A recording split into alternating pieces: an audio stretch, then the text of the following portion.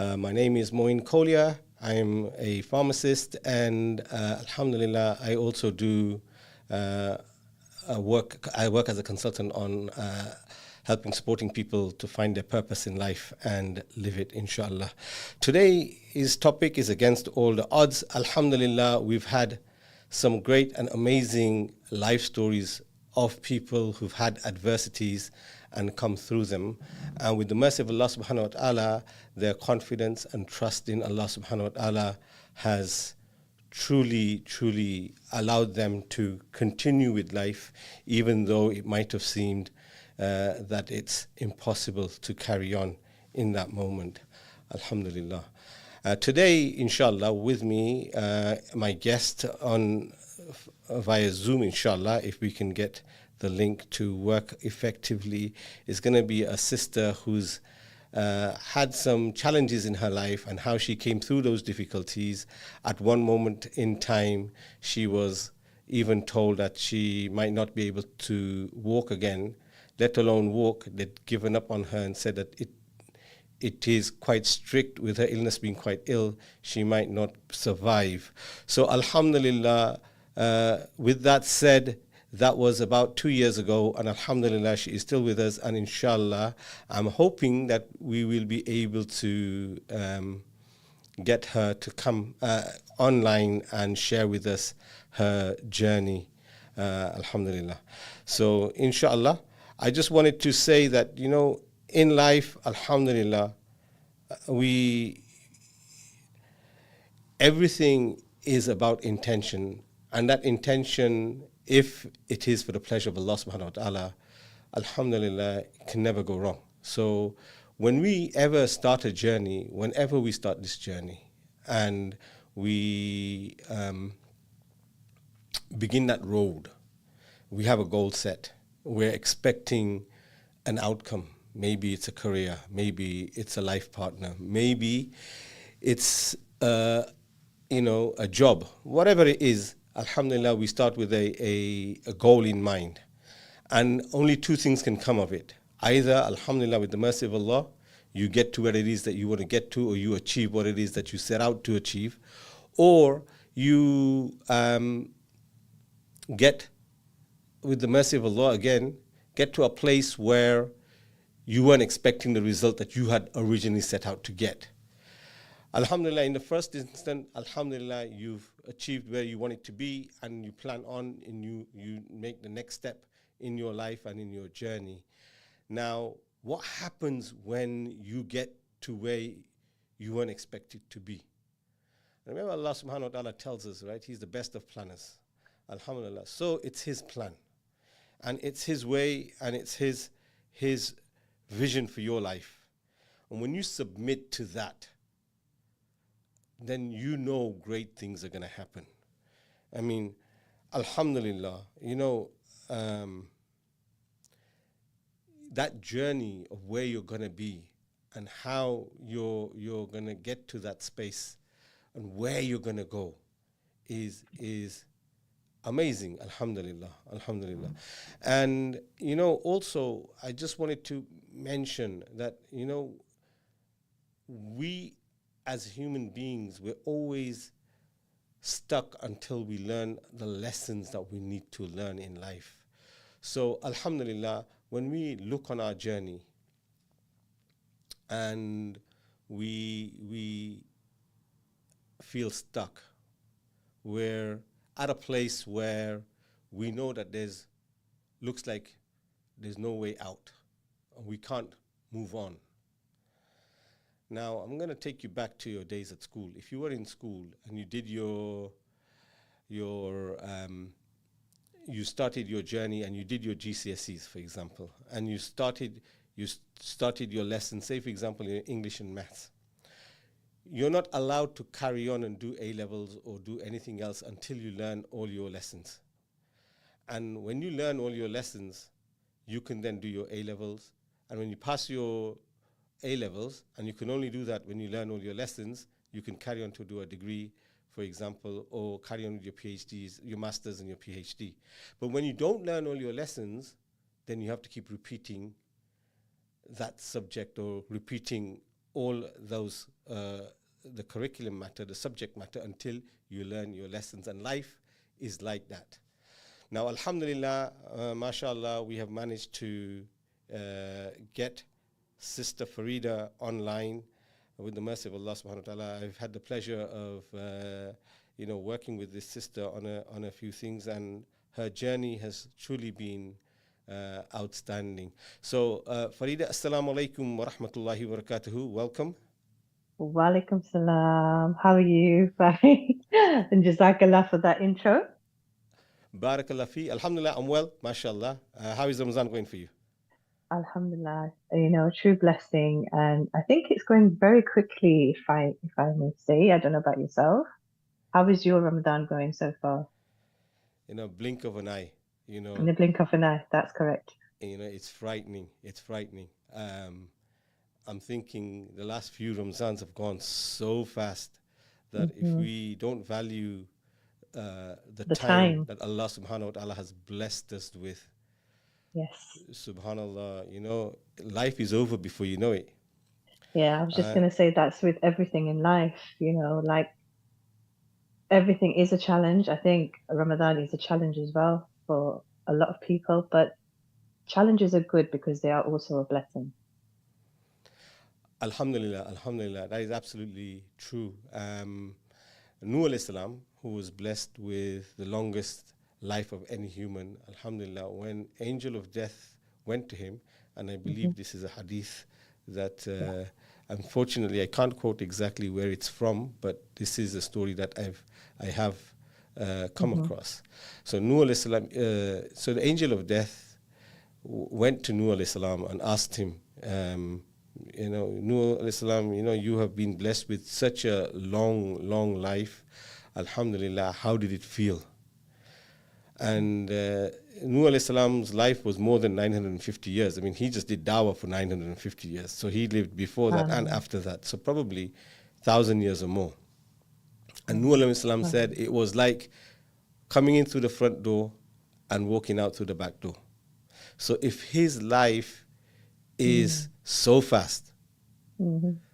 then our life is ultra fast, like speed of light in Mm. comparison. Yeah, MashaAllah. So, absolutely. Alhamdulillah. Farida, tell us about your journey. I want you to start with what happened to you in Hmm. hospital Hmm. about maybe a year and a half, 2 years ago, when That's you correct. were Yeah. in a very difficult space. Yes. Well, my health has always been the most challenging part of my life. Being a mom, being a daughter, daughter-in-law, wife, etc.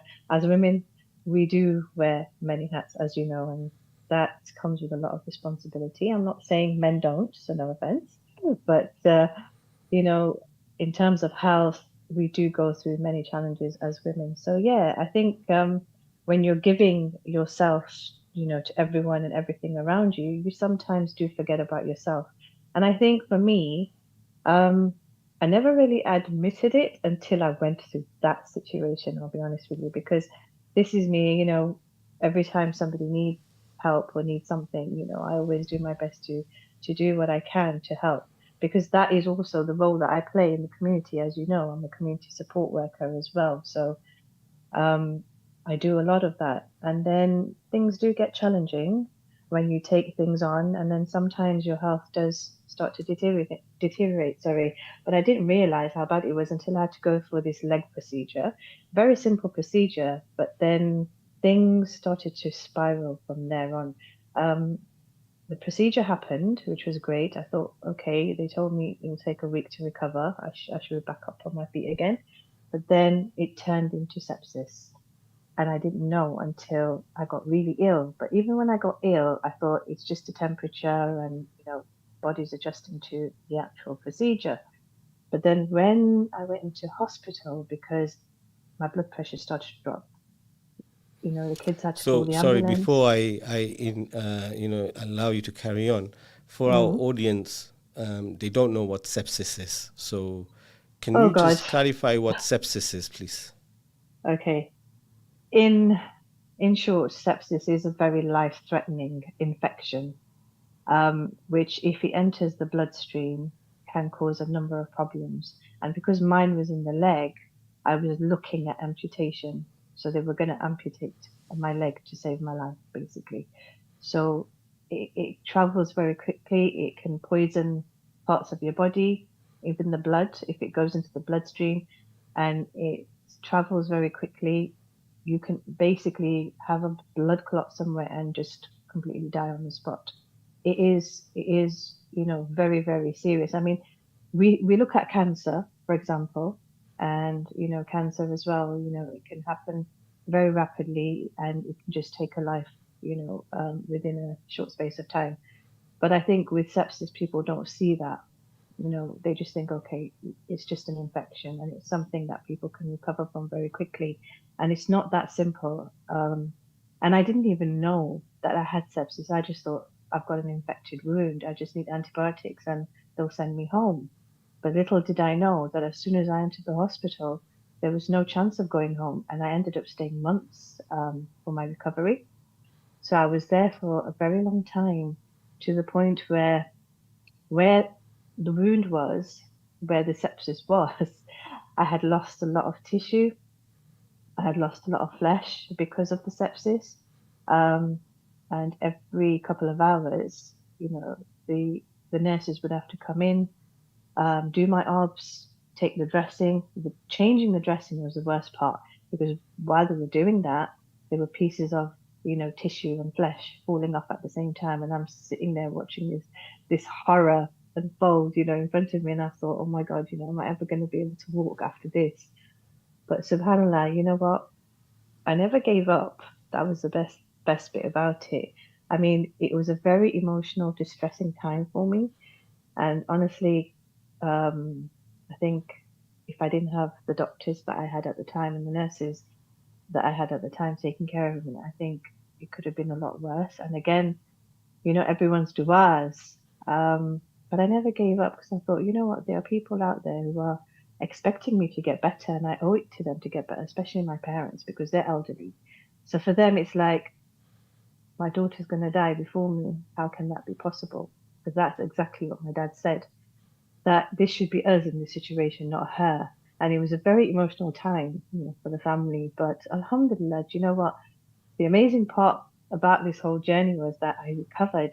I had to go for rehab. They actually put me, once the wound started to heal a little bit better, I had to go for rehab because I was literally bedbound, wheelchair bound, couldn't walk at all. Even though it was one leg that was affected, I was relying a lot on the other leg, but then that didn't help because I had an imbalance even when I was trying to walk. So for my own safety, they said, you're going to have to use the wheelchair until, we see you're confident enough to even take a few steps. So it was baby steps that I was taking. So then from the wheelchair, I had to do the walking frame. Sorry, That so was can so I hard. can I just ask? So at that point, Mm, were you able to walk, or you weren't able to walk? What were the no, chances that the doctors had given for you to be able to walk again? honestly speaking, I don't think they thought I'd walk for a long time. And when I had to start my rehab, I'll tell you a story about that. So that morning, um, the nurses came and they gave me all the pain relief you could think of. So morphine, cocodamol, the usual stuff. So I had like a cocktail of, pain relief. And they said, right, now you're going to go for rehab. So they prepared me very well so that when I have to push myself to walk, I wouldn't be in that pain. Got to, the area, it's like a gym. So they take you there. And then there was this staircase with just two steps. And they pulled me up with the wheelchair to that, and they said, right, now you got to get up and try and climb those two steps. And I said, you are joking, because you do know I can't walk. And they said, no, you have to try. We're going to have to get you moving. And I thought, I'm not going to be able to do this. And it was a mission. I'm not going to lie, it was a mission. So I thought, okay, let me give it a go. I did, but I hopped. So I hopped on one leg from one step to the other, and I got to the top, and I thought, great, this is working. And they said, no, put that leg down, and you've got to try with both legs. So I was already up there, and I thought, now how do I get down? And bearing in mind, it's just 2 steps. And I thought, I can't do this. And I was in agony. I couldn't do it, even though they'd given me that pain relief. I thought, no. And then I thought, do you know what? Bismillah, let me try. I tried. I literally sat down and I said, can I sit down and go down these steps? And they laughed and they said, no. So I had to stand up again and try. So for me, the point I'm trying to make here is it's easy to give up. But when you're in that situation, somehow, with some miracle, Allah just gives you that strength. Because I prayed every time I did it, I thought, I need your help here, Allah. You need to be here with me now. I need to do this. Otherwise, I can't live this way. And I never actually saw myself being in that situation long term. So, yeah. And then I think after accomplishing and achieving doing the 2 steps, I felt great. I thought, okay, I've done that. I've done that. And then the following day, they said, right, now we're going to take you down the corridor with the walking frame. And I thought, oh no, corridor now, 2 steps, but now I have to do the corridor. So again, you're motivating your brain here. You're telling yourself, right, you can do this. You've got to do it. You want to walk, you want to get home, you want to get back to your life, you got to do it. And then I think by doing that, changing the mindset, thinking that this is my life now, I can't do it, to, okay, I've got to do it and I will do it. I think that made a difference. And again, it's having that tawakkul, isn't it? That Allah is with you. That He's put you in the situation for a reason, but then He's not going to leave you to suffer. He will be there to hold your hand. And I kept telling myself that. And then eventually, yeah, baby steps turned into huge steps. And then I thought, great, I can actually walk now with the walking frame.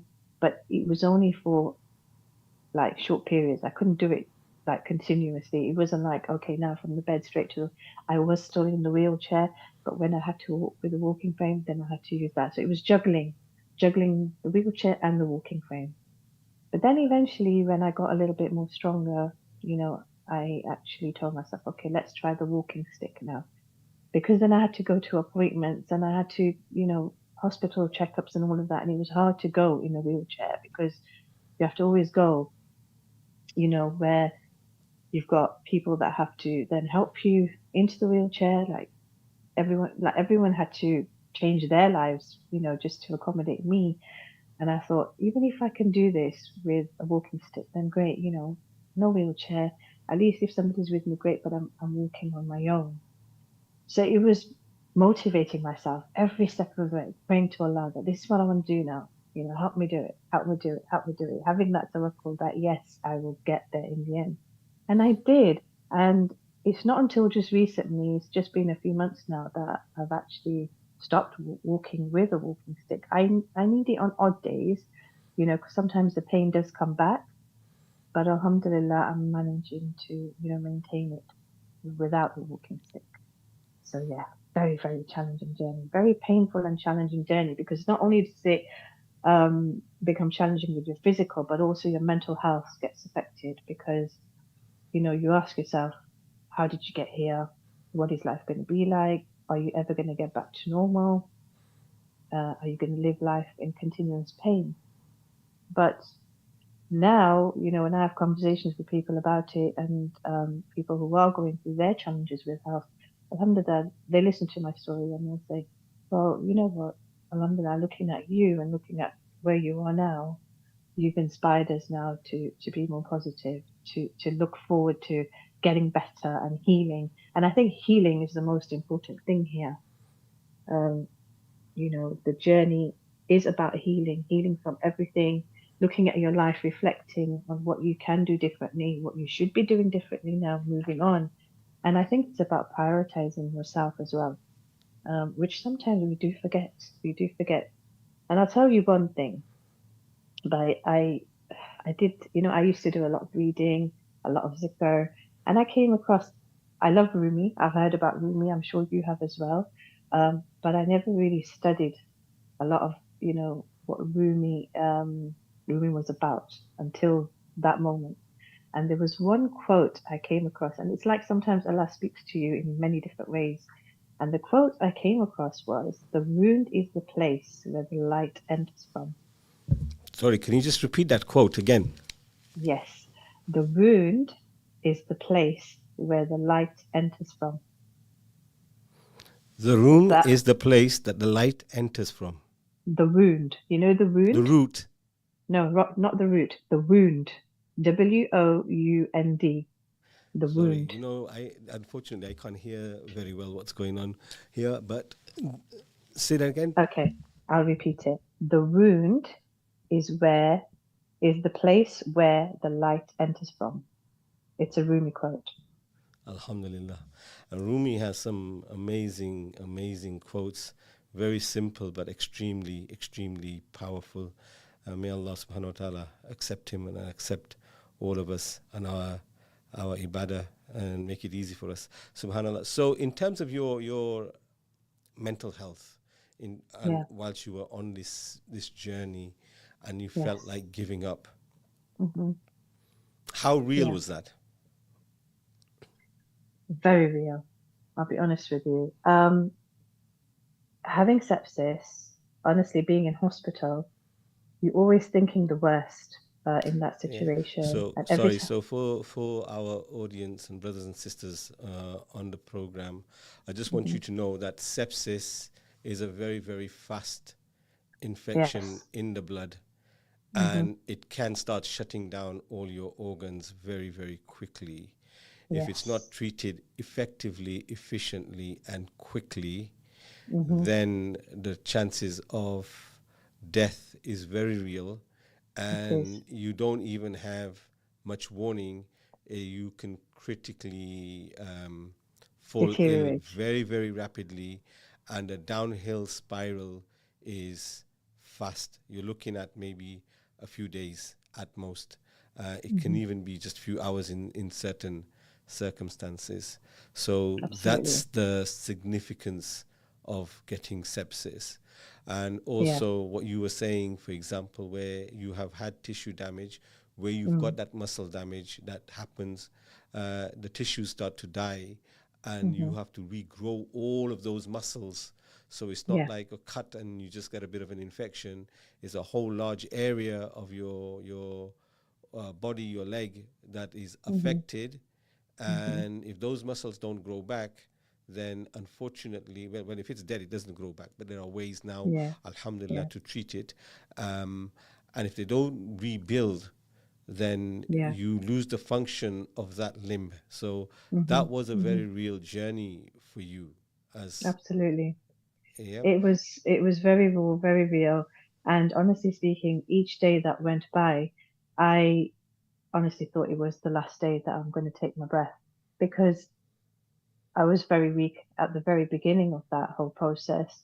Um, and yeah, my organs were very, very weak and they were shutting down when I was first admitted into hospital because my blood pressure had dropped completely. So I was on oxygen. They were trying to get the cannula. When they did try and get the cannula in, they couldn't find the vein because um, my veins were so weak. So, there was a lot of poking and prodding. I became a pincushion because they tried both arms and I had bruises on both arms because they were trying everything to get that cannula in just to make sure that they started the IV straight away and, all the medication that I needed in order to stop that from happening. And I think with all of that going on, I could barely, open my eyes, and I think I must have slept a lot in the first few days of that process, and I think I didn't even know that I was, waking up and eating. And then there was a point where the doctor said, "You need to start eating now," because I couldn't even eat. It was that bad because I was on very, very high doses of medication, and I could barely even hold, a spoon to eat anything. It was bad, but Alhamdulillah, not to traumatize the listeners. Um, you're right in what you said about the whole sepsis. It does happen very rapidly, very quickly, and I experienced that. But as a survivor, I think, Alhamdulillah, that experience was traumatizing, but I had good people, I had good support around me, and I think that's very important because you can spiral mentally, even though physically you're healing, but mentally and emotionally, I think you can spiral, your mental health can spiral. So, I mean, I was offered counseling, But the good thing is, I have, as you know, Guy, I've always remained positive in everything, even if it's a difficult situation. And thanks to you, I learned that. Oh, Alhamdulillah. Um, Jazakallah khair. And thanks to Allah subhanahu wa ta'ala, with the mercy of Allah subhanahu wa ta'ala. and the mercy of Allah subhanahu wa ta'ala, yes. Alhamdulillah. Because I know our journey started, I mean, when my health wasn't so bad.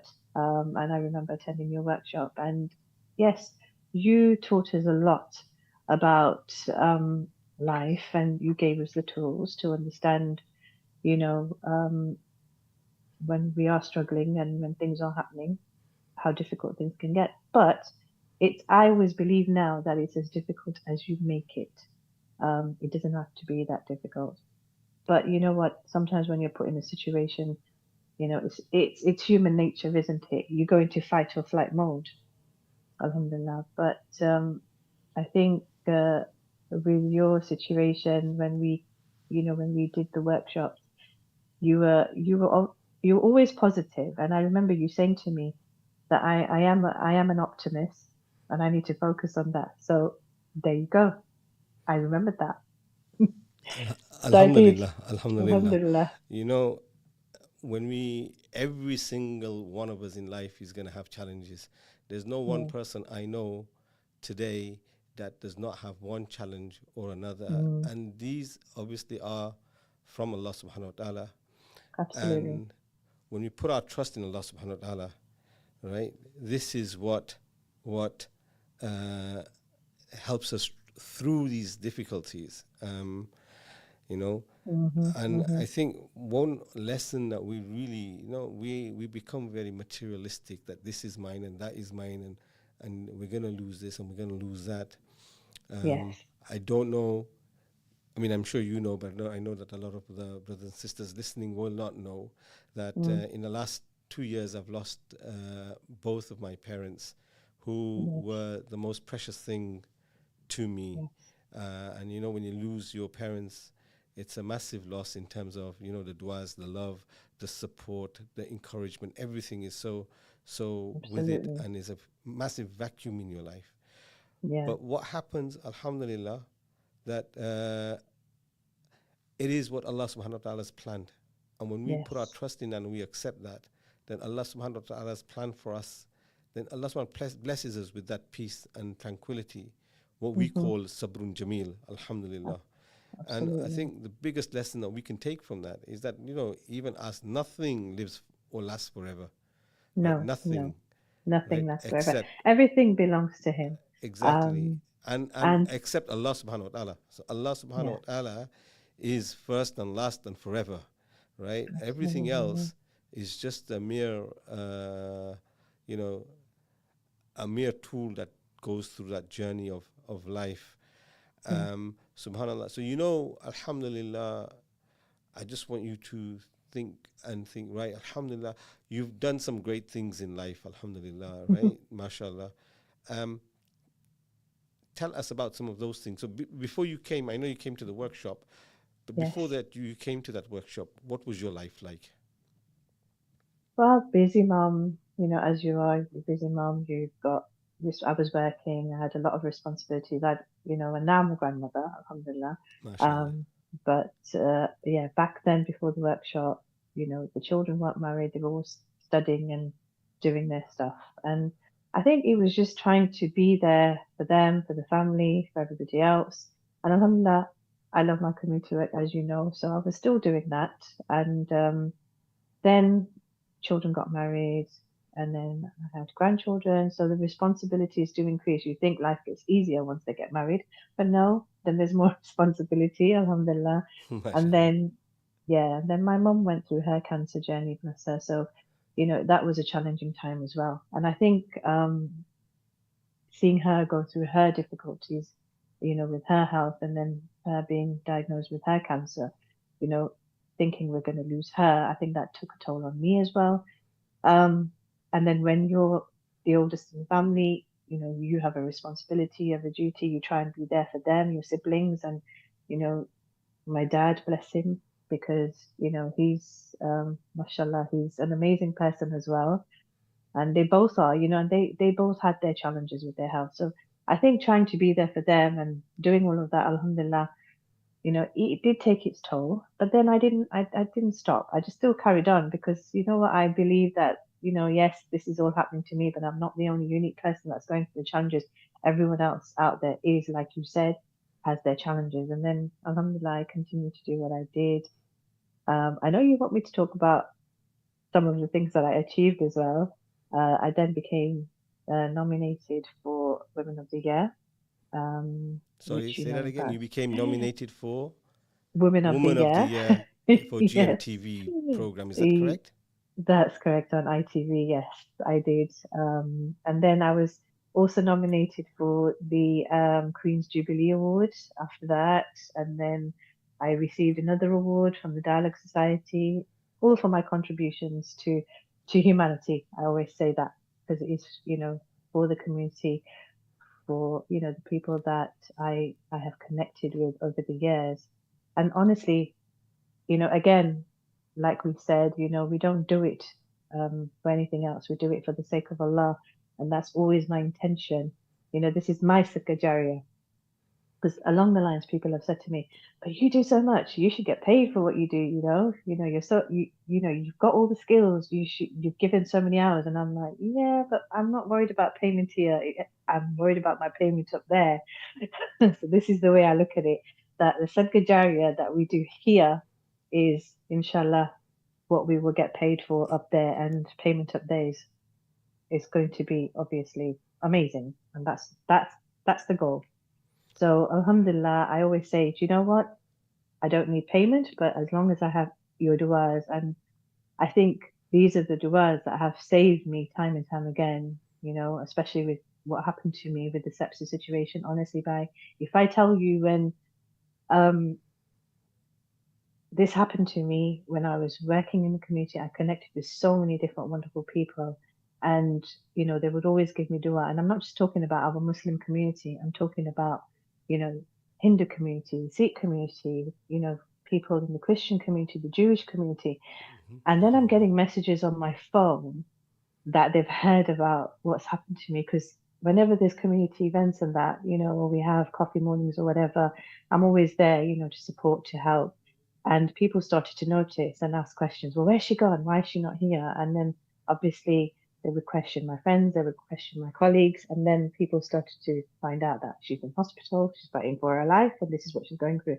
And the prayers that were going on were not just in the masjids, we're talking in the churches, in the temples. And I was getting messages on my phone that we've just done Sunday service and we've had a prayer for you, to the point Alhamdulillah. where, Subhanallah. I'm sorry, I'm cutting you short now no, no, because no, we've we've got only got limited like a time. minute left for me to now conclude. No, no, But you know what, no. But Masha, I'm this just is so, saying, so important that, tawakkul. your Yeah. journey, your intention is for the pleasure of Allah subhanahu wa ta'ala, Mm, that mm, the things that you've done, the rewards and awards that you've got, may Allah accept it. And again, this isn't recognition from man.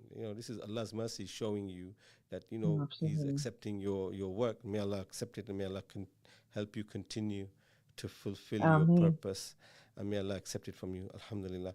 And I just want to conclude with a few things, really. Sure.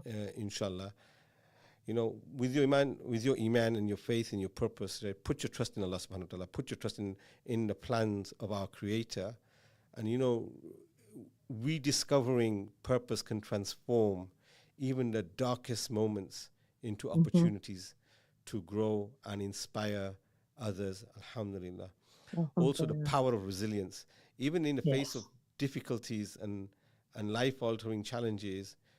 We as human beings, Allah subhanahu wa ta'ala has given us the spirit and the capacity to endure, adapt, and overcome. So, Yes. have that power of resilience. And finally, we must have gratitude for life, respect the time Allah's blessed us with, because every single day is a gift. And even the Absolutely. toughest trials can teach us great things. Yes. Jazakallah khairan to the Absolutely. listeners. Jazakallah khairan, Farida, for coming on Barakallah. the show and sharing make it easy for all of us. Jazakallah khairan. Assalamu Ameen. alaikum wa rahmatullahi wa barakatuh to all our listeners. May Allah subhanahu wa ta'ala accept all your ibadah and du'as and make it easy for us all in this month of Ramadan and throughout our lives. Ameen.